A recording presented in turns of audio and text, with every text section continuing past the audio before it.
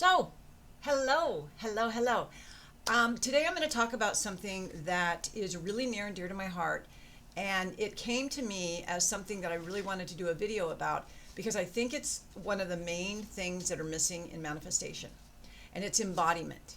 And you've probably heard the expression, be in alignment with your dreams and your visions. Embody your dreams and your visions. Have the identity of someone who already has your dreams and visions. Am I right? But why is it so hard to do? And I'm going to tell you, and I'm going to use an analogy. I'm my daughter who edits a lot of my books. She's editing my most recent one that isn't hit the market yet. And she said, "You are like Miss Metaphor. You have the best metaphors." I'm like, "Thank you."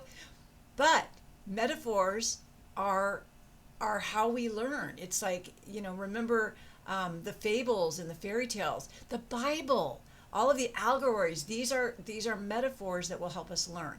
So I have a metaphor for you that I really think encompasses what embodiment means.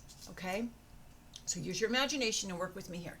I want you to imagine that you are walking down one of those streets in one of those countries that we see like in Tom Cruise movies or Jason Statham movies, where the little tiny cars are going through the little tiny alleys. You know what I'm talking about? I want you to imagine that it's a brick or a cobblestone ground, and you are in this little skinny thing, like a car couldn't even fit in it. That's how tight it is. And the buildings go all the way to the sky. So you literally see nothing but your peripheral, these buildings on both sides, same thing, and it just goes in a giant loop. Can you imagine that?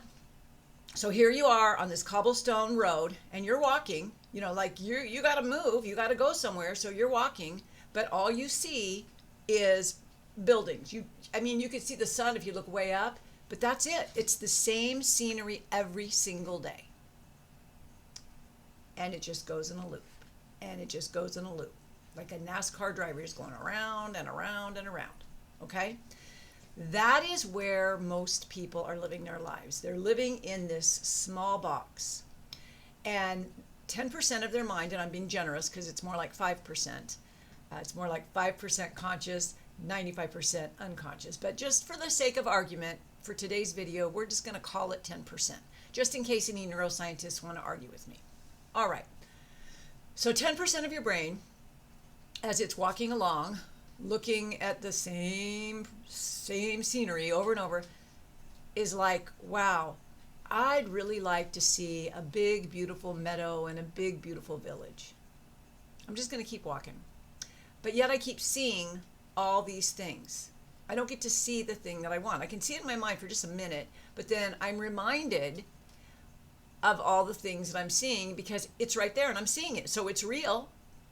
It doesn't occur to me that it's the other 90% of my brain that is projecting that out, and that's why I keep reinforcing it and going in the same loop. But wait, up ahead, I see right where the loop bends, I see an opening. And I'm like, what's that? And I peer out, excuse me, and I see with my little eye, I spy a big, beautiful meadow. And then I see a big village sprawled out. It's just picturesque. It's like Sound of Music on crack, right? It's just beautiful. And I'm like, that's what I want. I don't want this anymore. I'm so tired of this dark, repetitive loop that I've been living in. I want that. And that 10%, if that much, that 10% of you says, let's do it. It watches a movie about manifestation. It reads a book. It learns that there's such a thing as neuroscience and neuroplasticity. And it's like, let's do it. We could do this. We could do this. And it forgets that there's 90% here that has been keeping it in this loop for 30, 40, 50, 60 years. And that 90% is going, are you kidding? That's not safe. No way are we going out there. And because we're talking 90%, 10%, pretty soon the 10% is going to say, okay, better pay attention. Keep going, loopity loopity loop. Embodiment, assuming a new identity, And alignment, the reason it's such a challenge for most people isn't because you need to fix your unconscious beliefs. And unfortunately, that's what the self-help industry, or I call the self-help hamster wheel, has been teaching us. And what do? We buy the books, we pay the coaches, we pay thousands of dollars, and we go in the programs and we try all this stuff. I mean, and some people are way more brave than me, and they do plant medicine ceremonies, and they do all these things. Yoga retreats, all these wonderful things that work for about 10 minutes after I get home. Because embodiment is the missing key. And I'm going to tell you, I'm going to make this really super easy for you, okay?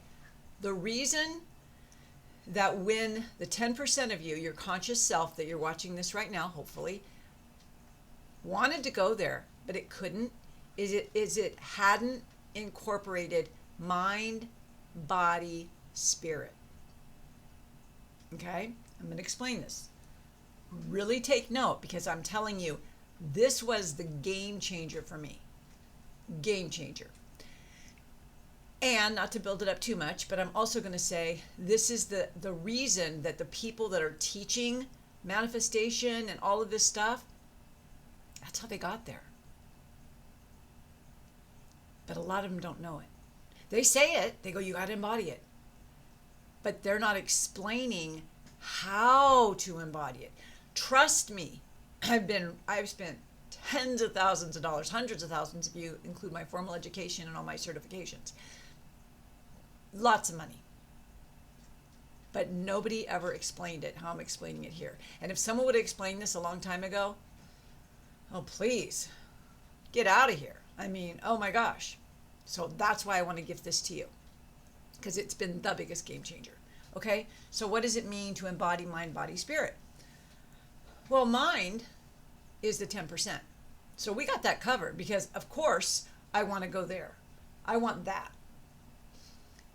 The body is your nervous system. The body is your unconscious mind. So think of your spine and your brainstem as your nervous system, and it's unconscious. Your nervous system doesn't care about you being happy and successful. It just wants you to be safe. And the damnedest thing about it is it thinks that the worst thing you survived was safe. So it may just keep showing you different versions of that, different versions over every generation, over every decade, different versions. And it's always just going to reinforce, I suck, this isn't good, life isn't fair, money's hard to come by, there's no good guys out there, blah, blah, blah, blah, blah. Okay? So if you want to go there because you want that, but your body doesn't feel safe stepping over that line to be in the meadow, your body will not let you. And your ego, your unconscious ego, and I don't mean arrogant ego, I mean your self-protective part, is going to be like, no, we can't go there. We can't get on that video. We can't make that phone call. We can't reach out to that person. We can't start that new business. We can't ask that person out for a date. Because your nervous system is so jacked up, and it's not your fault. It's a lifetime of stress. Whatever trauma happened to you, during, it could be ancestral, it could be generational, it could be in utero, and it definitely happened before you were 7. Okay, let's just put it that way. Yeah, of course trauma can happen after that, but you get what I mean. The majority of your core wounds and your self-beliefs, your self-identity was embedded in your nervous system by the time you were 7 or 8. Do you get that? It's not just an unconscious thought. I have to reverse this unconscious thought. It's embedded in your nervous system. That's why hypnotherapy alone didn't work. I became a hypnotherapist thinking I can fix everybody. I fix myself. I can fix everybody. It's not that easy. You got to change it on a physical level in your nervous system. I don't care how much that 10% of your brain is like, I'm going to do it. I've got willpower. I'm going to make it happen. If your body is not on board, you ain't going. Okay? So we got the mind and we got the body. When we're talking about the nervous system, the things that are going to get in your way, and let me just say, to get the nervous system in the identity of the person that you want to be requires that, 1, you are calm, centered, and grounded. And the way that we do that, the way that I do it with my clients, is we do EFT to pull out stress, something I call express EFT, so you express emotions through it. You know, you can yell, whatever. Breath work, and I'm currently working on something new that incorporates breath work with EFT, because a lot of people don't like breath work. But kill two birds with one stone. That's always my idea. I love hacks and shortcuts, right?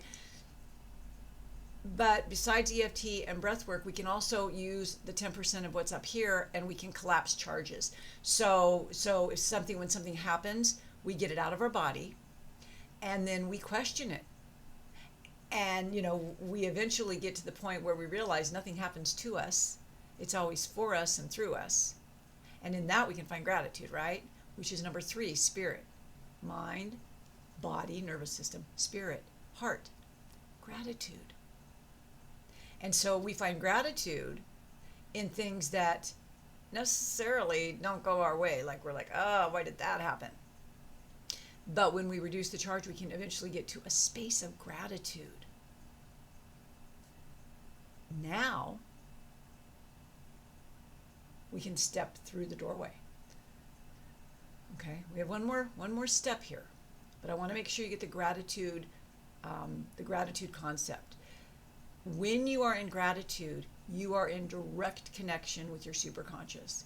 When you are in gratitude, you are in spirit. You are connected to the great creator, to the quantum field, to God, whatever you want to call it. You are connected. You are a spiritual being having a human experience, not the other way around. Okay? Gratitude every day. I just started in my Facebook group, which you're more than welcome to join. It's Superconscious Success, and I'm just starting for July a gratitude challenge. So for the month of July, every day I'm going to ask different questions and make you dig over what you're grateful for. And you can play or you can not play. Play at home. You know, just every day keep a journal and really do it. But here's the clincher. Don't just be grateful for, you know, air conditioning on a hot day or your kids. Be grateful for the things you take for granted. That's number 1. That you don't know that you had until you lost it, and then you regret it. Be grateful for those things. And it even says in the Bible, whatever we give gratitude for, we get more of it. And I'm paraphrasing terribly, but you know what I mean. The second part that's so important is to find gratitude in all the bad things that have happened to us. Bad is an arbitrary word. I don't really like to use it. But there have been times when you've been let down, you've been hurt, you've been betrayed, you've been cheated on. Go back in time and look at what came out of that. And maybe it's the only thing is that it made you a better, stronger person. Maybe it made you more compassionate. Maybe it led you to a much better opportunity. I once didn't get a job that I wanted, and I'm so glad I didn't, right? You know, you got dumped by someone, and then you met your soulmate. And when you can do that, what you start to do in your brain is you start to remyelinate your neural networks. Learning to find gratitude in even the worst case scenarios, you can literally, just like that, change your neural networks. Okay? Okay, the next step. You're done with this loop. You got the idea, the image of what you want, you see it. Your body's calm, centered, and grounded. And every time something hits you and you don't like it, you're going to breathe it out. So your body's on board. It's really important. And you got your heart in it. You got your spirit, right? Now you got to take action. You got to start moving. Like when you're going around in this loop, in this tall, you know, Venice city of a loop, whatever it is, you're moving, you're walking, you're going. When you step out through the doorway for that big meadow for what you want, you can't just stand there. The door's going to close. You got to start moving towards it.